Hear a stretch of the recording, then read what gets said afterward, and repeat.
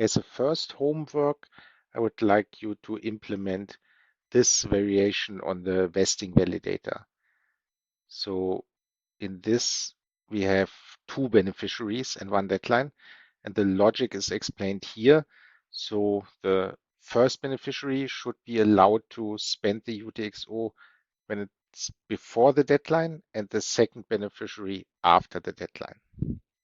So for example, you could think that somebody wants to give the first beneficiary some money, but if the first beneficiary doesn't claim it in time, the giver wants to get it back. So in that case, the second beneficiary would be the giver, the creator of the vesting contract.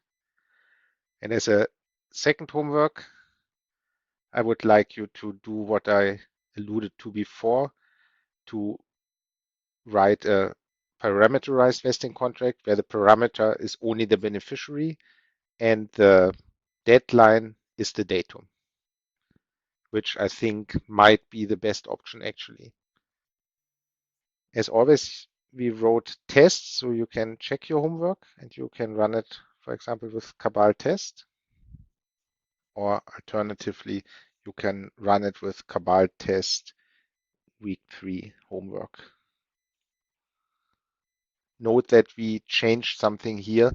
Originally, all the homeworks of all the weeks were always called homework. Now we added the week as a prefix. In addition to that, you could try to modify the D-apps a bit.